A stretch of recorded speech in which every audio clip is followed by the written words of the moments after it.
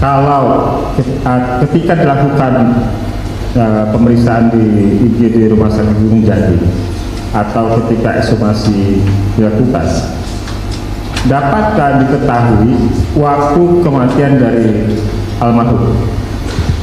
Bisa. Perkiraan. Kita sebutnya perkiraan saat kematian. Jadi kita lakukan ada koridor waktu. Perkiraan saat kematian antara sekian hari atau di bawah sekian hari sampai sekian hari, atau antara sekian jam sampai sekian jam sebelum pemeriksaan. Biasa kalimatnya seperti itu. Ya. Bisa. Apakah perkiraan itu juga bisa dilakukan atau menjadi standar ketika dilakukan visum di Rumah Sakit Gunung Jati? Harusnya. Perkiraan saat kematian atau saat kematian pada pasien rumah sakit itu pasti dituliskan. Pasti dituliskan. Semestinya dituliskan, ya. Karena misalnya ada seorang pasien datang ke IGD dilakukan penanganan, selanjutnya dalam penanganan terjadi perburukan keadaan dan tak terselamatkan misalnya, ya, itu akan dicatat meninggalnya jam sekian. Ya, tadi kami spesifik pertanyaan kepada almarhum Muhammad Rizky Rudiana. Ya. Karena Muhammad Rizky Rudiana ketika ditemukan di flyover Talun dikatakan sudah dalam keadaan tidak bernyawa. Ya. Sehingga kami mau tanyakan apakah itu menjadi standar ketika dibawa ke rumah sakit, ya, IGD Rumah Sakit Gunung Jati, ketika dilakukan visum untuk dapat mengetahui atau mencari informasi tentang waktu kematian dari almarhum. Soal standar ya berarti ya. Itu adalah standar kedokteran forensik. Standar kedokteran forensik.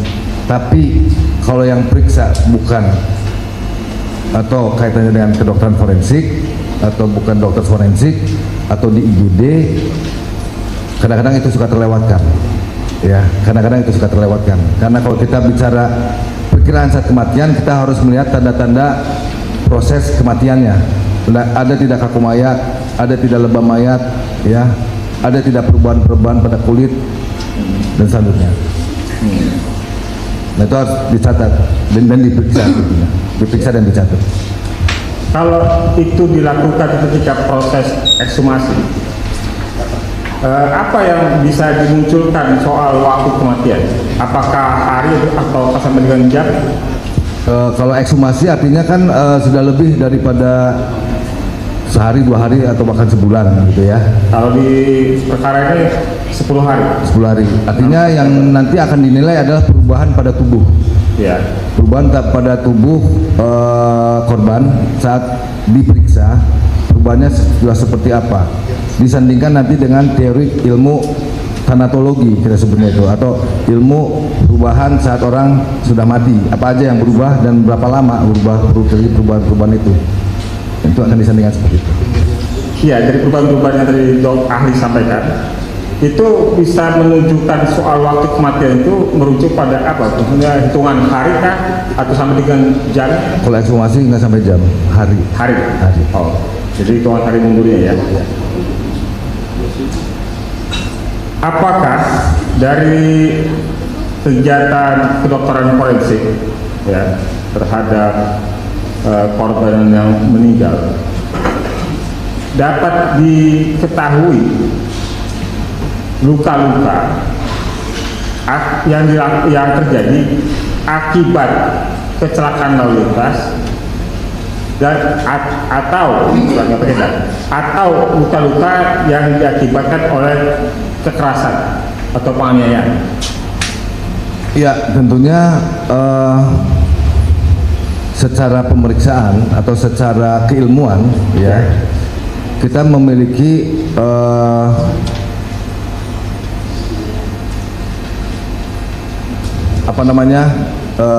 data adanya perbedaan-perbedaan tertentu terkait dengan luka-luka kaitan dengan kecelakaan atau kaitan dengan suatu tadi penganiayaan, ya.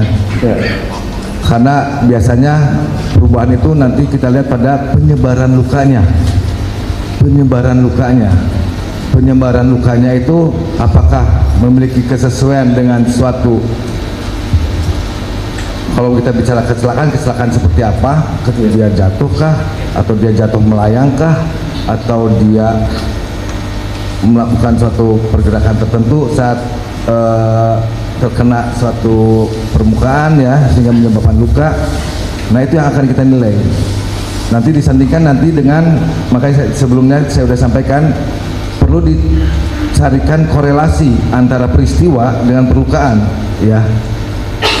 Kalau ada informasi, oh misalnya pada satu kasus ada informasinya si Anu melakukan ABCD itu diyakini dilakukan oleh si A, bener nggak? ABCD-nya itu ada pada tubuh itu di tempat yang dia aku itu, gitu kan, dengan pola luka seperti itu, gitu ya. Dia lakukan itu dengan tangan kosong katanya, tapi ternyata lukanya tidak sesuai apabila dilakukan dengan tangan kosong. Itu bisa dijelaskan oleh dokter forensik. Dan di sini saya sampaikan sekali lagi pentingnya pendalaman terkait dengan hasil temuan kedokteran forensik ini terkait dengan suatu peristiwa untuk mendapatkan kesesuaian, untuk meyakini bahwa peristiwa itu terjadi atau terjadi peristiwa yang lain. Bisakah ahli memberikan analisis atau identifikasi terhadap foto korban? Bisa kita mohon izin tunjukkan foto.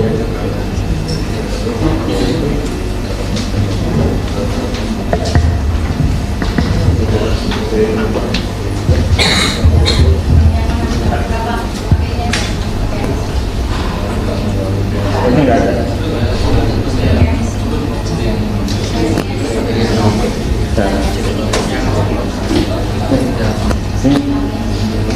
Foto nunjukin aja. Iya.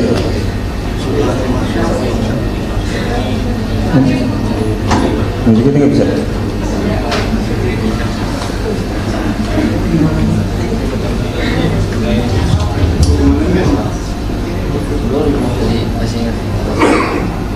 Ya ini enak aja waktu.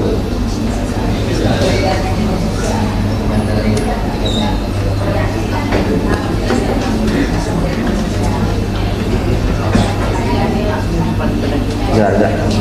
Tidak. Enggak ini.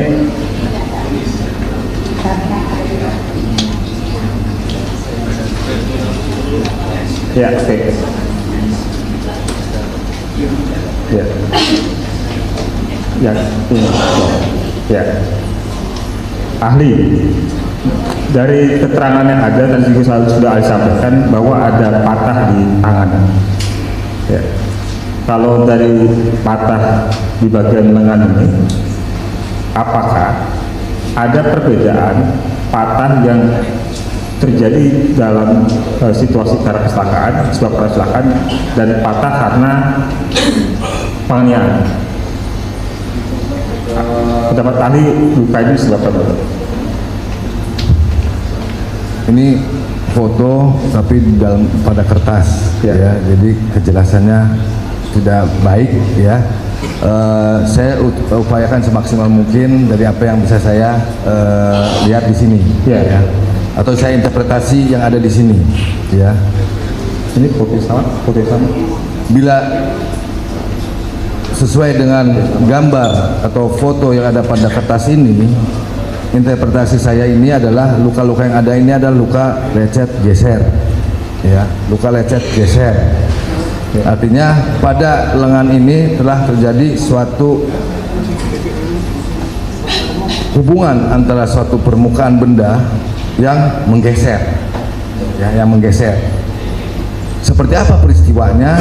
Dan satu lagi, selain luka lecet geser, ada ketidaksimetrisan bentuk lengan ya, artinya kemungkinan tidak simetris lengan ini ada patah tulang ya, ada patah tulang. Pertanyaannya adalah apa yang menyebabkan gesekan pada permukaan kulit dan sampai patah tulang? Apakah gesekan yang selebar ini bisa didapatkan oleh suatu peristiwa apa? Nah itu yang perlu didalami mungkin. Ya, terima kasih. Begini, ahli. Bila seandainya ini karena penganiayaan dengan menggunakan alat, apakah itu babu atau batu, apakah ada perbedaan dengan kecelakaan? Karena misalnya ada bekas jejak dari alat kekerasan yang digunakan. Baik. Saya mungkin mohon izin jadi contoh, boleh? Izin yang mulia, apakah boleh? Bapak bersedia? Jadi contoh? Contoh. Ya, ini nggak akan sakit. Tidak akan saya janji, nggak akan sakit. Jadi tujuannya bukan untuk menyakiti, tapi untuk menjelaskan. Jadi begini. Ya, info konsen dulu nih. Apakah bersedia? Begini, kalau saya melakukan kegiatan penganiayaan, Ya. konteks konotasi saya penganiayaan. Kegiatan seseorang kepada orang lain dan Ya. gerakan saya bisa. Ya. Ya. Saya bisa mengatakan. Ya. Saya bisa mengatakan. Ya. Atau saya bisa mengatakan banyak hal.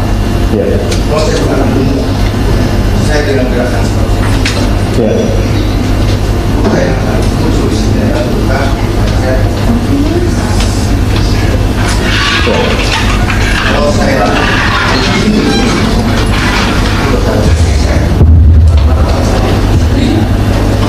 kalau begini tidak ada salah, tidak ada. Ya. Ya, saya kerusakan tulang sel. Ya. Kalau begini, kekuatan akan fokus pada satu. Di sini akan dibuat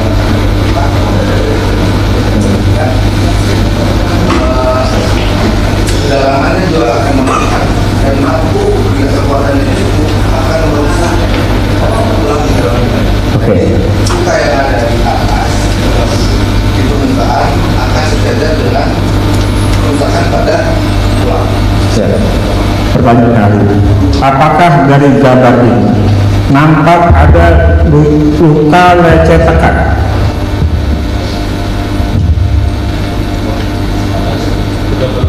Halo. Ya.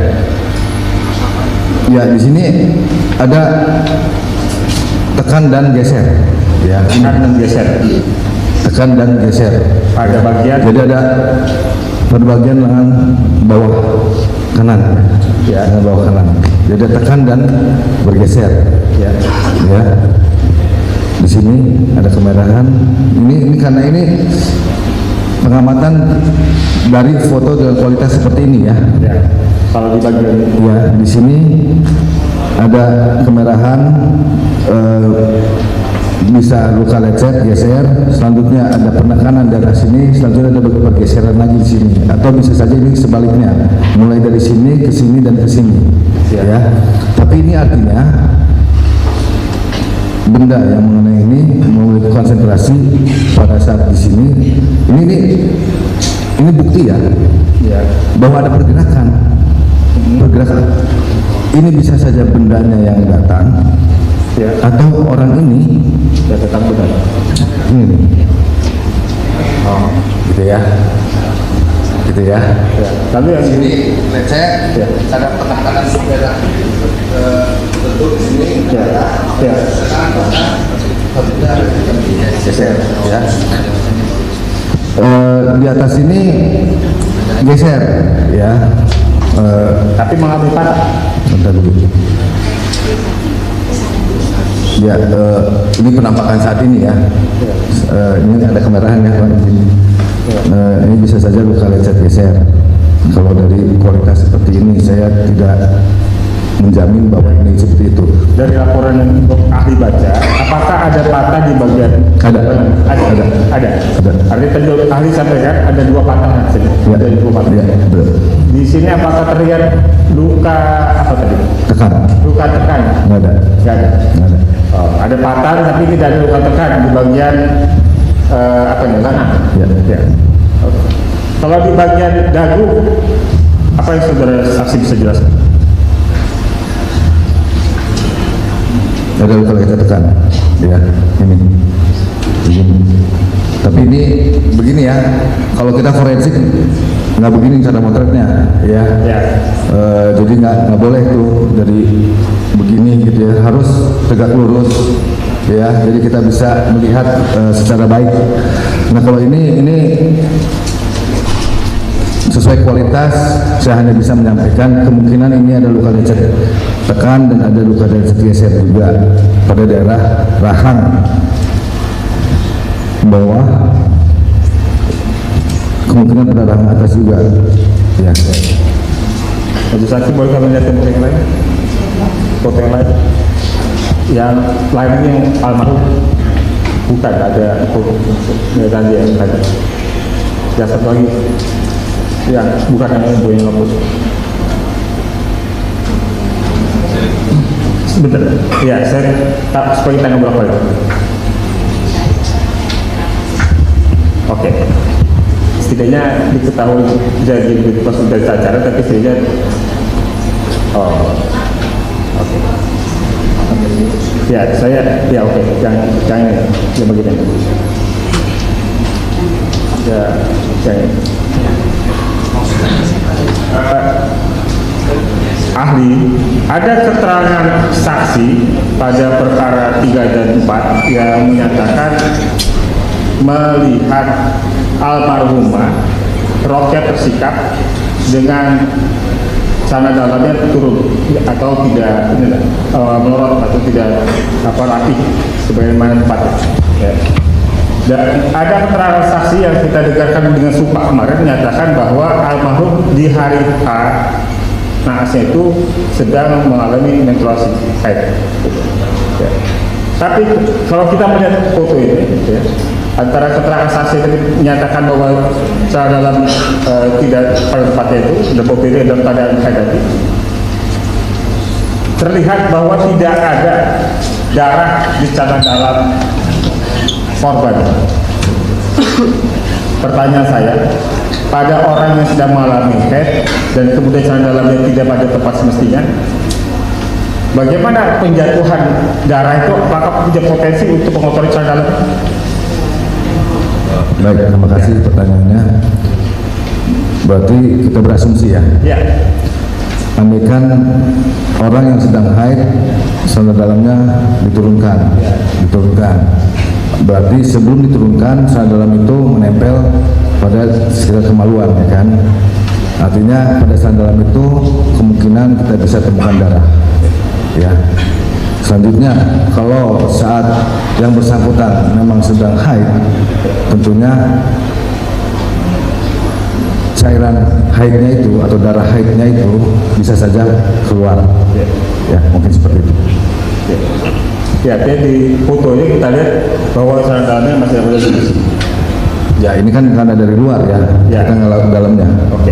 Ya. Oke, terima kasih. Ya. Yang ya satu pertanyaan buat dokter ahli. Ini kan ada 3 lokus tempat.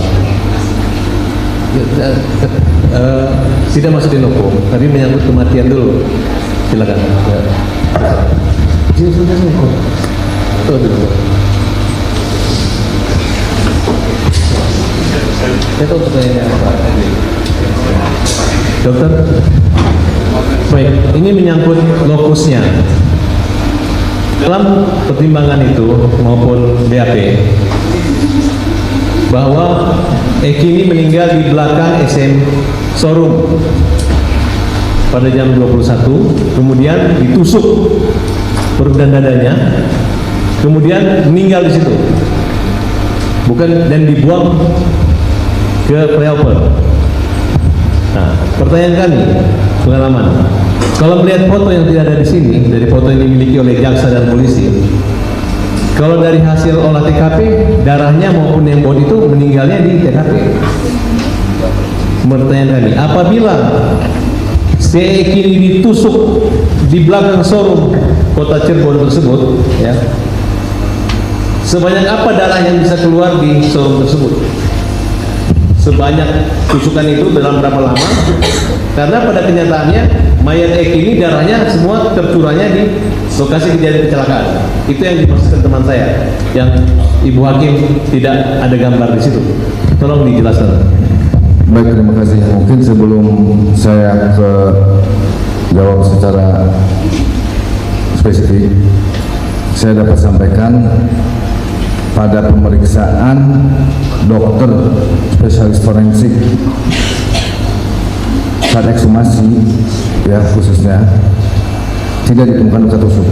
Tidak ada luka-luka yang mengindikasikan luka tusuk, ya, atau luka akibat pada eki ya, yang mengindikasikan akibat kekerasan tajam. Itu satu.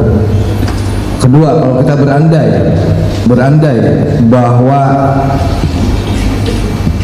seseorang telah ditusuk, berapa darah sih yang keluar tergantung kedalaman tusukan. Jadi tusukan itu bisa cuma permukaan bagian kulit dan bagian dalam kulit saja sampai ke otot, atau menembus rongga abdomen atau rongga dada. Itu akan berbeda jumlah darahnya, ya, dan fatalitasnya juga akan berbeda. Mungkin demikian. Terima kasih. Ya, saudara ahli, ada keterangan yang mendukung